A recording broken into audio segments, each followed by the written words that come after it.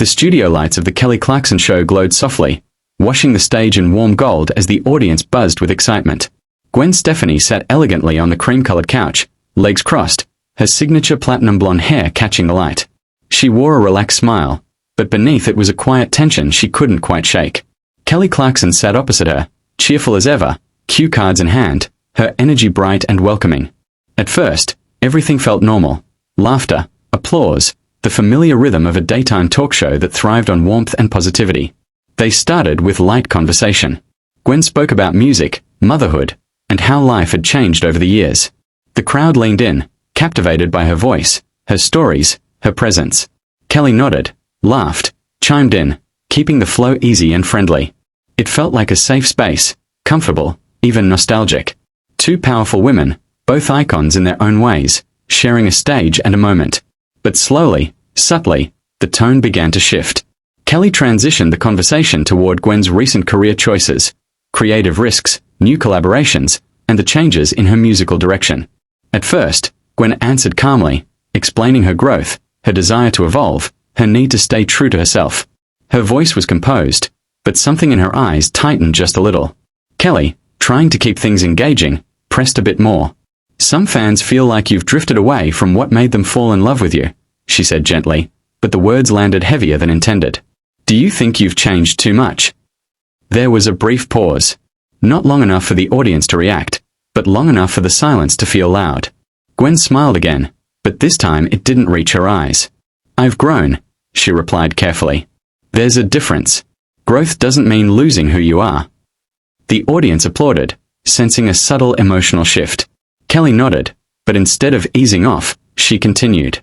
But growth can feel like disconnect for people who followed you for decades, she said.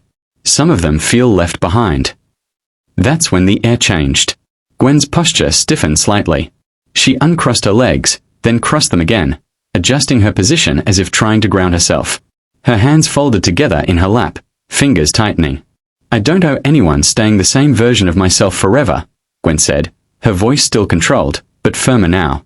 Artists aren't museum pieces. A few murmurs rippled through the audience. Kelly blinked, surprised by the sharpness in Gwen's tone, but tried to recover with a half-smile. Of course not, she said quickly. I just mean. But that's exactly what it sounds like, Gwen interrupted, not raising her voice, but cutting through the sentence cleanly. Like I'm supposed to freeze in time for other people's comfort. The studio went quiet. Even the cameras seemed to hold their breath. Kelly shifted in her seat.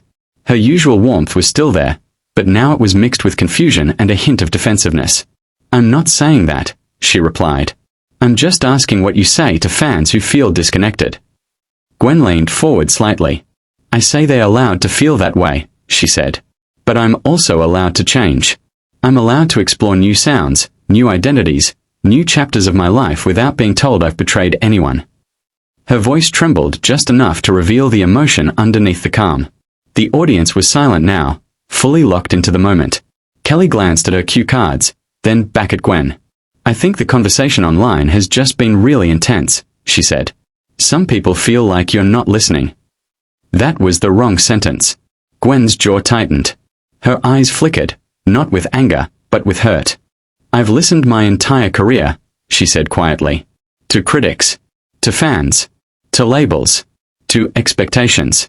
To opinions. To narratives that people create about who I'm supposed to be. I've listened so much that sometimes I forgot to listen to myself. Her voice cracked slightly on the last words.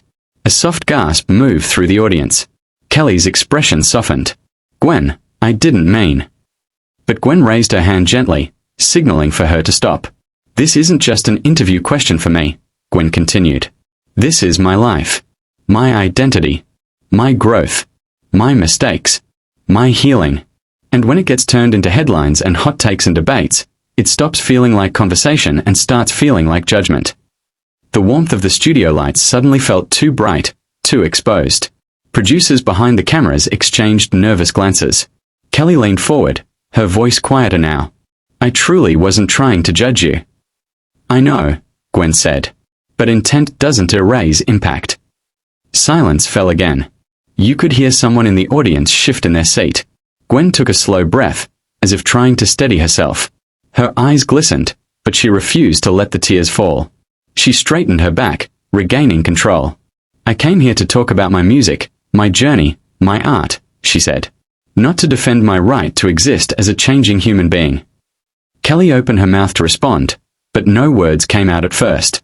The tension was thick, heavy, real. For a moment, it felt like the entire show had stopped being a show and turned into something raw and unfiltered. Gwen glanced around the studio, the audience, the lights, the cameras, the set that suddenly felt less like a stage and more like a spotlighted courtroom. Then she stood up. Not dramatically. Not angrily. Just quietly. The movement alone sent a wave of shock through the room. "Gwen," Kelly said, standing halfway herself, instinctively reaching out. Gwen looked at her, eyes calm but distant. "I'm not in the space for this kind of conversation right now," she said softly. "I need to protect my peace." The audience was completely silent.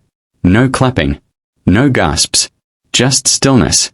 Gwen took a step back from the couch, adjusting her jacket, her hands steady even though her emotions clearly weren't. She gave Kelly a small, respectful nod, not hostile, not cold, just firm. "I appreciate the platform," she said. "But I'm done." And with that, she turned toward the edge of the stage. Cameras scrambled to follow her. Producers whispered urgently into headsets. Kelly stood frozen, torn between stopping the show and stopping her guest. "Gwen," Kelly called, her voice breaking slightly. But Gwen didn't turn around. She walked calmly, gracefully, but with unmistakable resolve, disappearing behind the curtain as the studio remained suspended in stunned silence.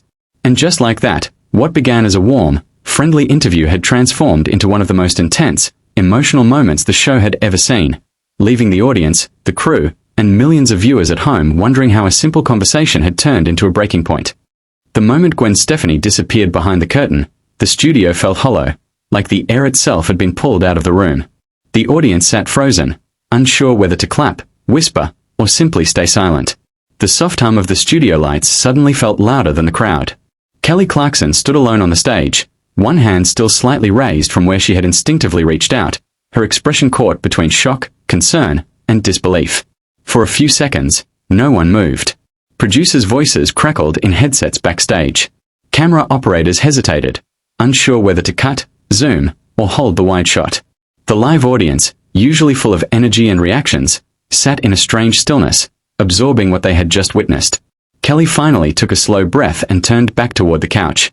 She sat down, hands resting on her knees, eyes unfocused for a moment as if trying to ground herself. Her usual bright confidence was replaced by something more fragile, uncertainty. "Well," she said softly into the microphone, her voice carefully controlled, "that wasn't how today was supposed to go." A few nervous chuckles rippled through the audience, quickly fading.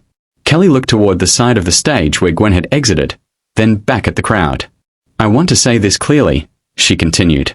"This show is meant to be a safe space. For honesty. For conversation. For vulnerability. And sometimes conversations get heavier than we expect." She paused, swallowing. "I respect Gwen. I truly do. And I never wanted her to feel attacked or judged." The audience applauded gently, not loudly, but supportively. Behind the scenes, Gwen stood in the hallway, her chest rising and falling quickly. A producer approached her cautiously, concern written all over their face. "Gwen, are you okay?" they asked. She nodded slowly, though her eyes were glassy. "I just needed to step away," she said quietly. "I didn't want to break down on camera." Her voice wasn't angry. It was tired. Another staff member offered her water. She took it, her hands trembling slightly as she lifted the bottle. "I didn't come here to fight," she said softly. "I came here to talk about music, about life, about growth, not to defend my existence." The producer nodded. "We understand. Do you want to come back out?" Gwen hesitated. She looked down the hallway toward the studio entrance, where she could still hear the faint murmur of Kelly's voice and the audience. "I don't think I can," she said. "Not right now." Back on stage, Kelly tried to regain the rhythm of the show. She introduced the next segment with professionalism, but the atmosphere had changed. The warmth was still there, but it was mixed with a heaviness that lingered in the air. During the commercial break, Kelly leaned forward, elbows on her knees, rubbing her face briefly before looking up at a producer. "Is she okay?" she asked quietly. She's safe, the producer replied. She just needed space. Kelly nodded, guilt flickering across her expression. When the show resumed, social media had already begun to explode. Clips of the moment Gwen stood up. The silence. Kelly's stunned expression. Gwen's calm but final words. They spread instantly. Tweets, reposts, reaction videos, headlines forming in real time. Some people sided with Gwen, praising her for setting boundaries and protecting her peace. Others criticized the situation, debating whether the conversation had been pushed too far. Some blamed Kelly. Some blamed the producers. Some turned it into speculation and conspiracy. But behind the noise, two women were sitting in different rooms, both affected in different ways. After the show ended, Kelly retreated to her dressing room. She closed the door and sat on the couch, staring at the wall. The adrenaline faded, replaced by quiet reflection. I should have shifted the topic, she whispered to herself. I should have read the room better. Her assistant knocked gently. You did your best, they said. These conversations are unpredictable. Kelly sighed. That doesn't mean they're painless. Meanwhile,